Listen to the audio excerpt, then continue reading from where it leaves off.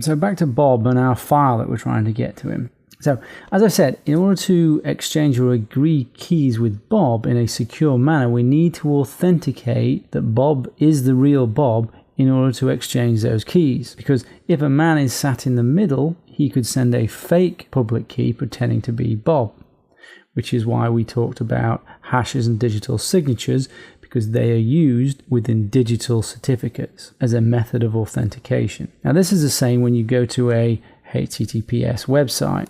They have a public key, which you're using to exchange session keys in order to start your encryption, but you need to authenticate to make sure that that public key is legitimate. Now, one solution, and the solution that is used on the internet, is to use digital certificates that are digitally signed in a chain of trust. So X.509 is the standard most used for the security digital certificates.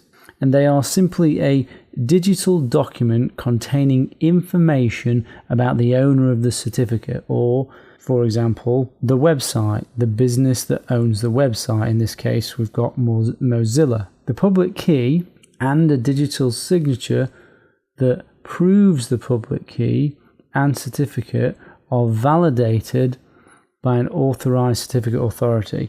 Now, that all may sound a little bit complex, so let's run through this. So maybe you've clicked on the lock before, but let's click on this and click on more info. Actually, let's click here first, and you can see that it's verified by DigiCert. So DigiCert is the certificate authority. They are the person that is saying that Mozilla is who they claim to be, and that the public key on this certificate is genuine and has not been altered. So let's actually look at the certificate itself. Down the bottom here, we can see the negotiated algorithms. Let's view the certificate. So this certificate is valid for this domain only. It's validating this organization, and it has been issued by DigiCert. These are fingerprints. Don't need to concern too much about these. You can think of those as really a unique number. They're a hash against a certificate. So it's really just a unique number for this particular certificate. If we dig into the details, click here. If we go down, click here, that is the public key. And we can see this is an RSA public key. So if we encrypt something with that public key using the RSA algorithm, only Mozilla's private key can decrypt it. Now, if we go a little bit further down, we'll see the digital signature algorithm. So this is SHA-256 with RSA encryption. So remember that a digital signature is a hash value that has been encrypted with the issuer's private key.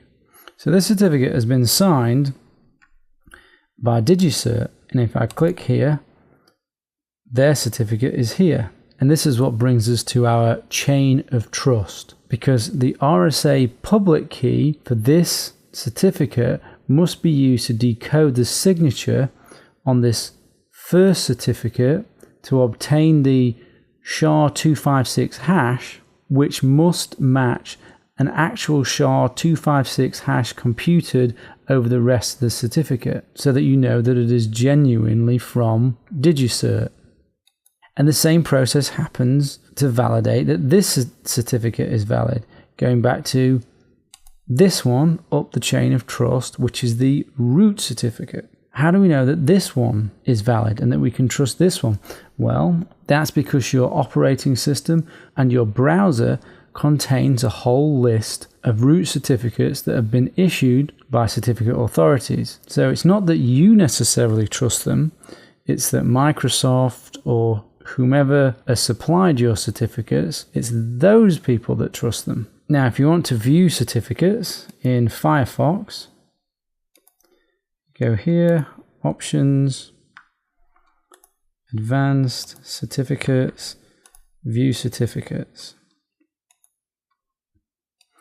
And if you click on Authorities, you can see the certificate authorities.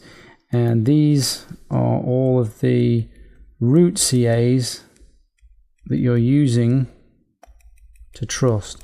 And there are hundreds of them. Let's click on one. There we go.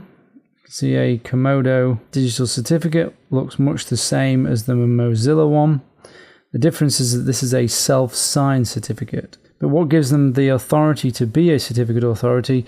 Well, there is various organizations that enable this and allow this to happen, and they have to conform to various security requirements. Let's close this. Just have a look down the list. And what was the... This was DigiCert. So we can see here, DigiCert. There. And because we have this in our certificate store, we trust the Mozilla website because of the chain of trust of the digital signatures.